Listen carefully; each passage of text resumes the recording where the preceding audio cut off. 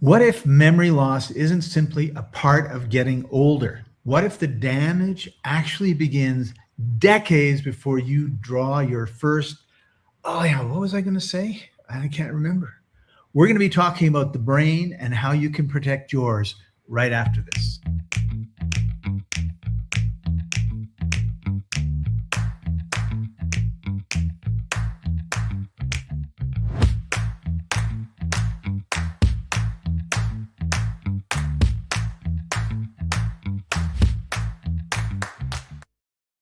Welcome, everybody. This is the Life Enthusiast Health Shots podcast, restoring vitality to you and the planet. I'm your co-host, Scott Patton. Joining us, as usual, Martin Patella, health engineer at Life Enthusiast.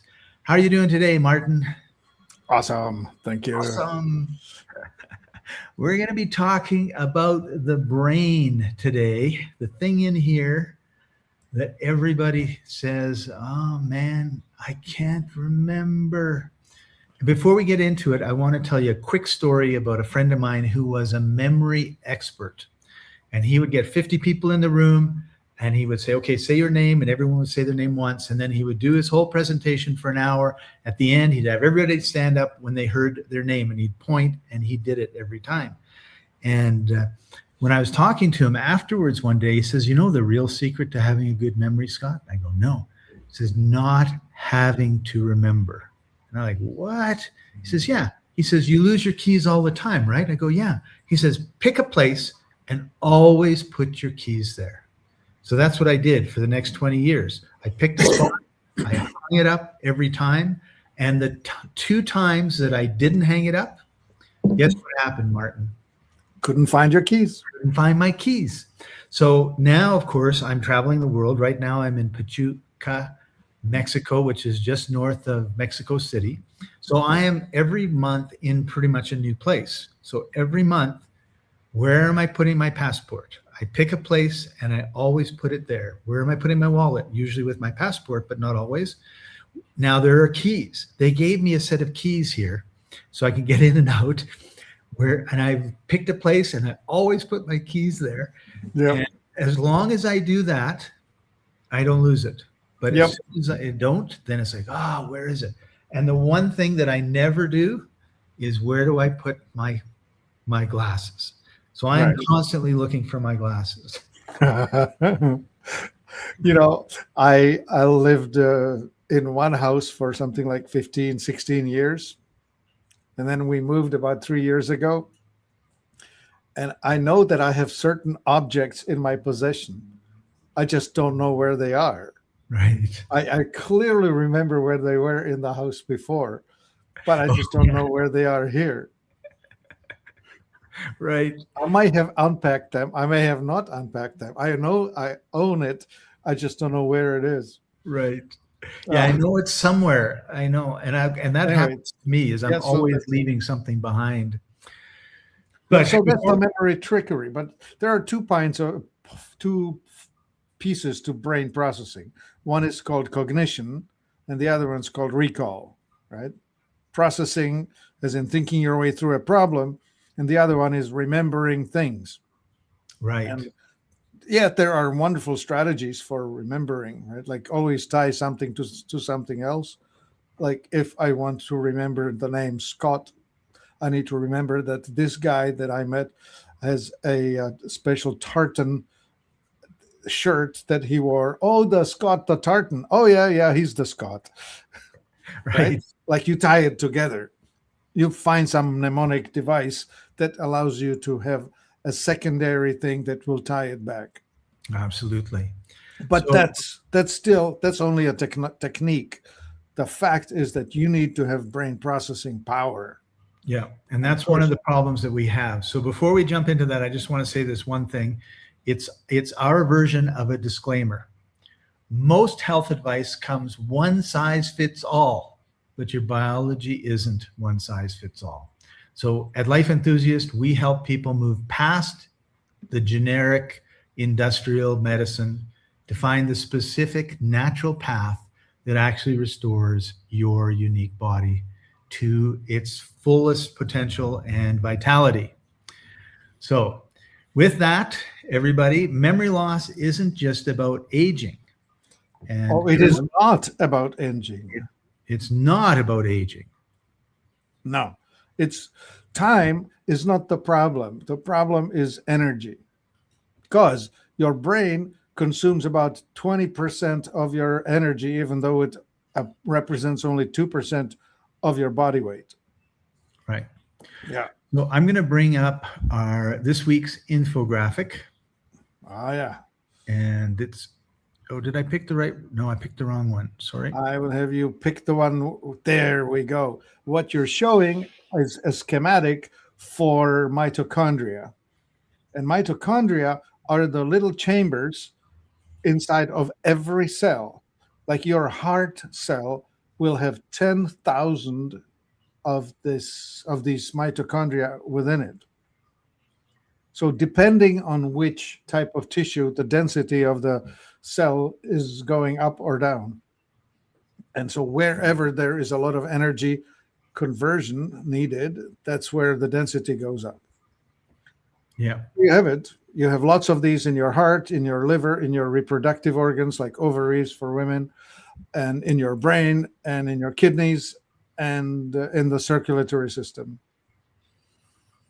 Right. Guess what? Remember COVID? Yep.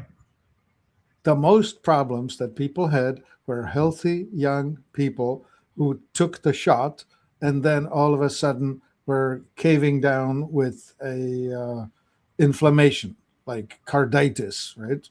Yeah. That's because the shots affected strongly how the mitochondria are able to convert food into energy. So if someone basically says, I have no energy, Martin, we can probably say that the place to look at first is the mitochondria. What Definitely. Think of it in terms of a car, combustion type of car, where in the cylinder you're spraying in a mixture of air and fuel. And before that, you have an air filter and fuel filter. And you could have a compressor, a turbocharger, that will push more air in. And then you have the spark, and the spark will ignite the mixture of the air and the fuel. Very similar thing going on inside of the mitochondria. You have either glucose or fat present as the fuel source, and you have oxygen as the oxidation. And then you have the spark that's in the form of vitamin B1. And you will have an exhaust. And the exhaust will either be carbon dioxide, or if your efficiency goes downhill, it'll be lactic acid. Right. And that lactic acid is what we feel after we go for a hard run and everything just gets sore the next day. Yeah, when you outstrip your ability to oxygenate, you will start manufacturing this lactic acid, and it'll make you very stiff. So in our infographic here, we have one side, which is the blockage that is occurring, and on the other side, how to restore it. And we're going to get into that in a lot more detail right now with our presentation and the brain energy crisis. Yeah. Yeah. Well, if you are not able to feed the brain cells sufficient energy, you will not be able to think, because it's all energy. It's all dependent on available energy. So if you're, glucose, for example, which is the more popular fuel, is stored in your muscles. So if you're starting to lose muscles, if your muscle mass is diminishing, then your stored energy is diminishing.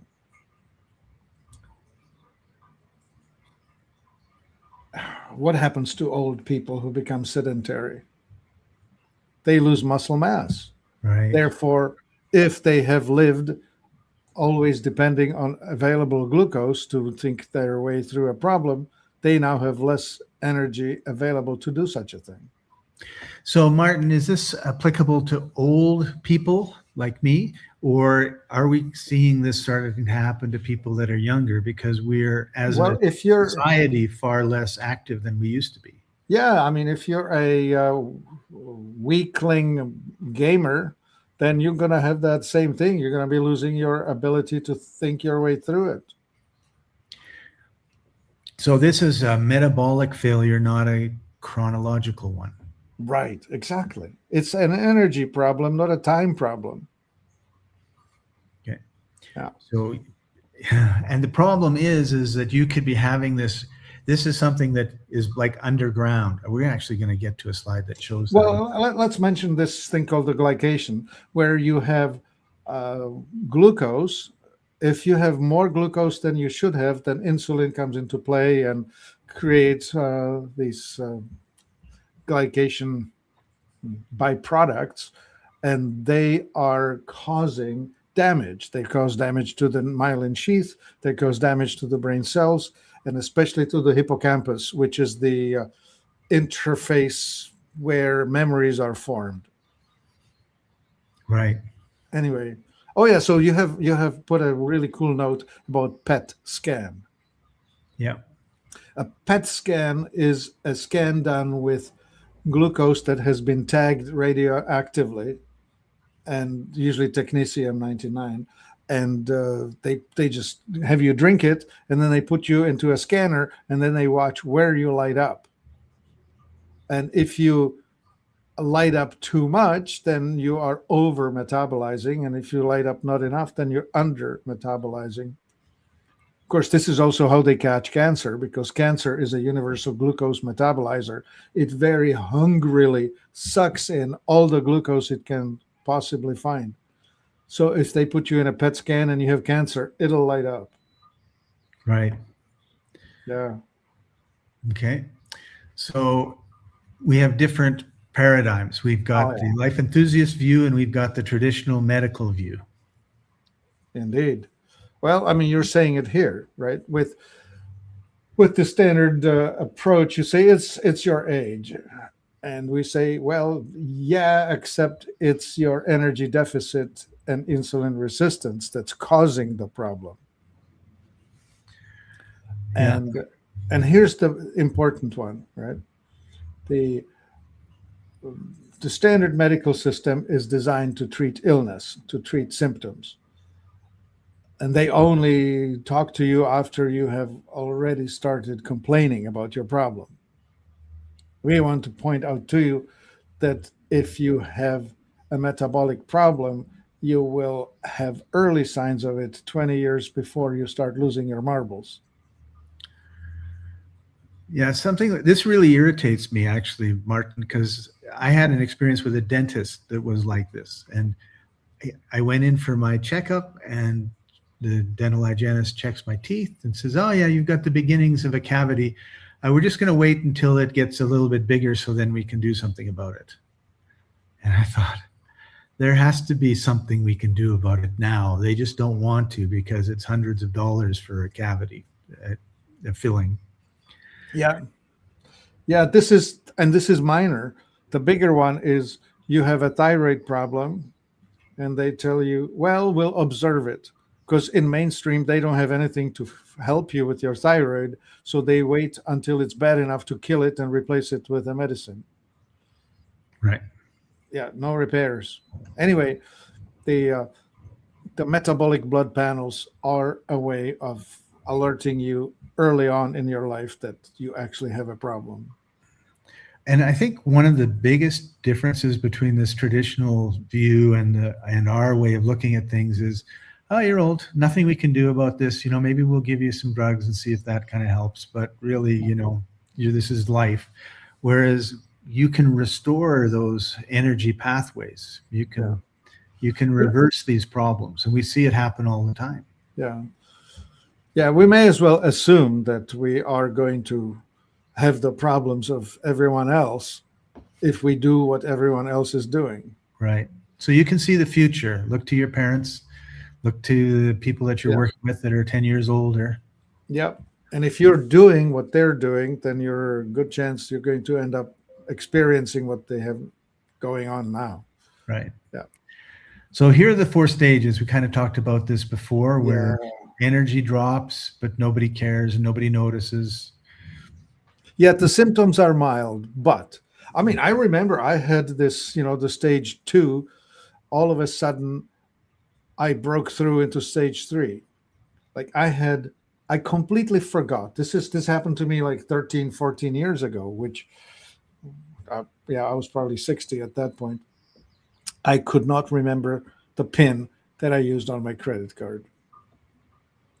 I didn't use it very often, right? Like there was a debit card that I was supposed to punch into the thing to process a payment, and I could not remember, not for the life of me. And did you ever remember it? No, Nope. no, it was lost. I was not sure. I tried 3 different things that I thought it might be, and it was neither of them, and so it was simply lost. So I had to repin all of my cards, and I have not forgotten it since. But it was a warning. To me, it was a warning because it was on a day when I overdid glucose intake, right? And we should talk about that, right? The early signs will happen to you. You enter a room and you wonder why you're there.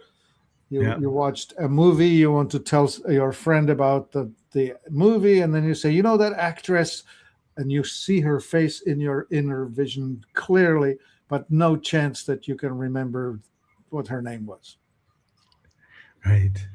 That's the sign. Oh yeah, there's your perfect explanation. Yeah. You cannot heal a sick fish in a toxic tank, which, by the way, I'm looking after 7 little teeny weeny fishes in an aquarium, and tomorrow I have to remove 20% of the water and replace it, but I can't replace it with just regular water because it's full of chlorine. I have to put a cap of stuff in there to clean the water and get rid of the chlorine before I put it back. Yeah. So I am stressed out to the gills because this is not something I'm used to doing. Yeah, you'll be able to follow the instructions. It's not that hard. But look at the right side of the graphic. It's showing you what's going on. And it's the sleep quality, because when you sleep, you repair. It's the gut function. If your gut is not working well, you'll have leaky gut and you're injecting underdigested food into circulation, which leads to inflammation. Yeah. And if you are stressed, you have high level of cortisol, that will also increase the flooding of your circulatory system with glucose, and it will raise insulin, and it will cause this inflammation. It's this magical circuit of suffer stress, get excited, Sleep. don't exercise, lose your mind. Yeah.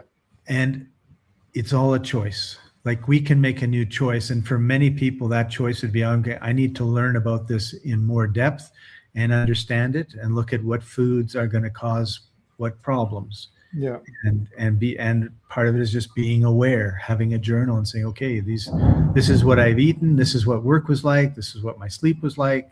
Yeah. I have a tummy ache, whatever, and my energy level is low, and start connecting all the dots. Because unfortunately, if you're hammering a nail into a wall and you miss the nail and you hit your thumb, you immediately know what you did wrong.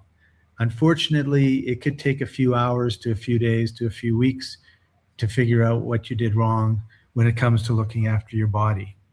Yeah. But good metaphor. Visualize a million teeny little hammers hitting you on the inside. Yeah.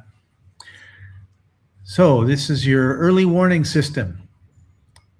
So, right on. Okay. So if you're snacking, if you're eating between meals, the energy density in your food is incorrect. You're using light fuel instead of long fuel.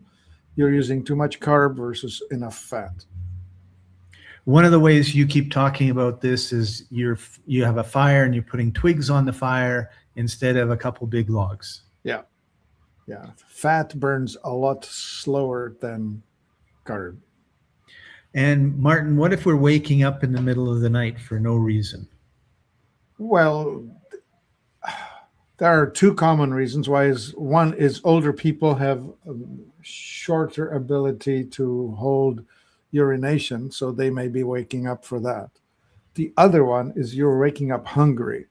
And if you're waking up hungry, it's probably because you've already run out of available energy, right? You forgot to put that fat log onto the fireplace to make it through the night. Yeah. Awesome. And then if you eat a meal and you feel that you have become stupid, or you need to take a nap, or you think you just can't think clearly, sluggish, whatever, that's a sign that you have mismanaged the fuel balance. And 9 times out of 10, it's you're lacking ketones and you're too rich in glucose. Right. Okay, so the brain protects itself by locking the doors. That's called insulin resistance. And it's not just the brain, it's everywhere in the body, but you will notice it in the brain because you can't think. And it's regardless of how much glucose you have circulating, if the cells have gone insulin resistant, they are refusing to open the door and take the glucose in. The only fix you have is to switch to a ketogenic diet. There you go. Yeah. And for those of us that may not have ever heard of keto, can you give a quick explanation of what a ketogenic diet would be? Yeah, promote fats as the source of energy as opposed to starches as opposed to source of energy. So therefore, reduce the amount of rice or bread or potato that's on your meal, and increase the amount of fat that's in the meal, which would be olive oil, coconut oil, avocado oil, or animal fats like butter and tallow and lard and duck fat, chicken fat. Just leave the fat in. Okay, so we can't ever talk about fat and oils without talking for a brief minute about highly processed vegetable oils. Yeah. The seed oil. So here's what happens. When you take seed oils, they used to be just fine in the old days. They were ground with a stone mill at low speed, and they were ground only as needed when needed. So when a farmer's wife ground some flax seed or hemp seed or whatever, that oil was used in 1 or 2 weeks, and it was never heated when it was being made. But now that same oil we are now extracting from canola and mustard and corn and cottonseed and seeds like that. And when we extract, industrial methods are high pressure, high temperature, high esterification of fat. They are made rancid right from the get-go as you process them. So then you have to follow it with refining, degumming, and some process of removing all of that damage. So you're left with, well, I should say differently, all of the fragile things that are worth having are the ones that you have destroyed in the process of manufacturing. So you have to take them away, and those are the omega-3s. And what you're left with is omega-6s. And when you have an abundance of omega-6s, you now have higher inflammation than what you would expect. Right. So they don't help. So you got to make sure you got the right fat. Yeah. Of course, you let a nerd talk about it. He'll give you too much information. So this part of our brain is the energy hog. Yeah, that's the CPU of your memory. And you want to give it all the energy it wants. And when you don't, then you don't remember things. You can't think straight. You have brain fog. Yeah. Imagine this. You're running on about 100 watts of energy, and 20 watts of it is your brain. Yeah. Which is actually amazing, Scott, when you think about it. To do artificial intelligence, you need a data center that's using about a megawatt. Right. And here I'm running on 20 watts, less than a light bulb. It's amazing. Yeah. So sometimes so here's the engine that you were talking about earlier, right? Yeah, the combustion chamber. Yeah. Yeah. All right. Well, there you have it. You go ahead. And here's the cycle that we want you to break. All right. Yeah. So if you use carb as your energy input, which is, grains and potatoes, grains and tubers, anything that you have to steam, bake, or what else do you do with it? Boil. Okay. So add vitamin B1. That's the spark. Without the B1, the mitochondria just don't know what to do with all of the energy. So then it starts backing up, and you end up with too much of glucose, and you end up with this process called glycolysis, which is how you take apart the glucose into energy. And when you do that, you end up with lactic acid because you have now processed it under lack of oxygen. Right. So you're eating a big cake, you're eating some pie, you're eating a hamburger, a hot dog that's half bun. And French fries. And all this stuff is going to be stripping out your natural B1. It's going to take 16 to 24% times more out of it than what you would normally use. You're just going to pee it away, and the body's going to say, and the brain's going to say, shut the door. Martin, shut the door, lock it, because we can't deal with this stuff. And then you're going to have, toxic overload. Well, visualize your engine, 6 cylinders or 8 cylinders or whatever it has, and you take 1 or 2 or 3 of the spark plugs out of commission. All of a sudden, you used to have 300 horsepower. Now you're running on 75. Yeah, and the ones that are left are all gummed up. Yeah. It's not good. Yeah. So vitamin B1 is a really important a fat-soluble version of B1 is called benfotiamine, and that's the one that's doing it. Your body can convert the water-soluble to the fat-soluble, or you can supplement the fat-soluble. It's out there. And the purpose of this is to clean out the toxicity of the glycose. Yeah, and also repair the myelin sheath around the nerves. So, people who are diabetic end up with neuropathy, which is pain in the legs, in their feet, but also they lose their ability to feel their feet. They walk as if they were on stilts, on sticks.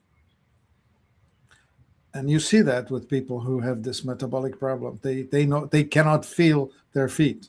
They walk carefully and they hang on to rails and do stuff like that. Yeah. Yeah. So when you're thinking about what you're putting into your mouth, no amount of B1 is going to out supplement a highly refined diet. Yeah. So it all comes back down to the beginning. Like, what are you eating? What are you putting into your mouth? What are you consuming? Mentally and physically, and then you've got to start making some changes. Yeah. And unfortunately, we grew up being told, sandwiches are good. Yeah, Scott, we're not talking fast enough. It's already 12 o'clock and we haven't finished it. Yeah, we got the last one to go. The 3-pillar brain energy recovery protocol. Fix your diet, supplement, and add some fasting, which is going to accelerate your healing. Yeah, simply put, it's that. Now you can add to it some intermittent fasting where you skip a meal or 2 or 3. Just be random about it. Stress your body energetically. And when you skip some meals, all of a sudden you run out of glucose and your body has to reach for reserves. There are usually plenty of reserves around the belly, and that's what you want. You want You want the And watch AMPK fire up. Like, watch your belt. You see if your belt is tight at the end of the day because you're bloating and you're inflamed and you've been eating the wrong things. And then you notice in the morning it's not quite as bloated, and your belt, you get it.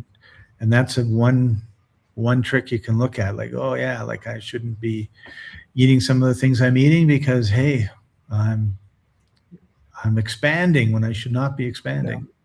All right. Well, the brain isn't fading; it's starving. Yep. And that's how you know. Yeah. So we're going to leave it with that. And Martin, there's a couple products that we wanted to talk about. Yeah, let's talk about them. And the number one is Nanosoma. Yeah, Nanosoma is awesome because it's designed to fix mitochondria wherever they are found. And so when you take this, please add it in. Yeah, just a sec. Anyway, when you take this, you are improving on the mitochondria. This is a fix for both the cell membrane, which deals with the issue of getting the energy in, but also at the mitochondria themselves. It repairs whatever problem you may have had or may have created, and allows you to do everything better around the energy issue. So whether it's repairing or thinking or digesting or running, you will be able to do better, all of it, when you have Nanosoma as a supplement. It's the universal de-ager. Yeah. Cool. And let's talk about Tributerin X. Yeah, Tributerin is a gut builder. Like, there are multiple ways to supplement the butyrates, which are that which feeds your brain. These are the ketones, right? Beta hydroxybutyrate is what you want. And you can buy supplements that you will drink that straight up. The other type of thing is the MCT, medium chain triglyceride, called caprylic acid. You can drink that straight. This is what you would be adding to your coffee. Remember bulletproof coffee? That's that. Now, this butyrate is added to the digestive system because, of course, the problem starts with the gut.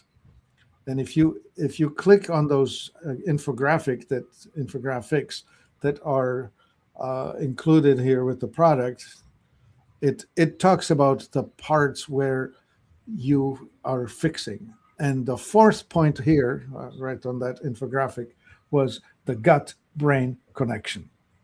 And this is really important, is that when you have a healed, well-functioning gut, you will automatically have a great, well-fed brain. And you will have energy for immunity and digestion and thinking. Yeah, that's the story here. And if you have a brain thinking problem, you may want to also push something like, what is that thing called? I'm having a dropout. I haven't eaten a damn thing today, and all of a sudden I'm feeling hypoglycemic, right? Right. And I can easily visualize where the product is on the website, and I'm having trouble recalling it. Starts with a B. Starts with a B. I wish I could help. Oh, that's all right. I'll think of it. Comes out of Oregon grape and comes out of golden seal. Nope. This is a classic. Right? I will think of that name in about 2 minutes, but we will be off the air by then. There you go. All right. Thank you, Martin, for taking time out of your busy day. Thank you, everybody, for joining us every Wednesday at 11:30 a.m. Pacific and 2:30 p.m. Eastern. We are here live.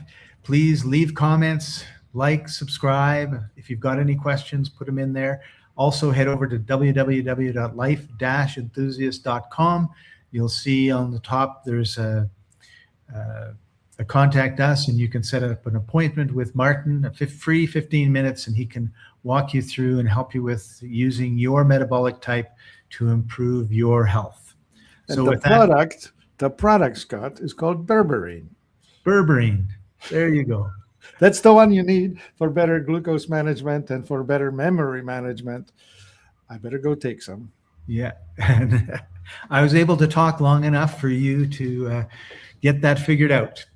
So thank you, everybody. This has been the Life Enthusiast Health Shots podcast, restoring vitality to you and the planet. And we'll see you next time. Bye for now. My body's a temple, but the walls are cracked. Stuck in the rubble of the years I've stacked. Stagnation in my veins like a river to the dust. Toxic whispers in the wind, but I gotta rebuild. I must.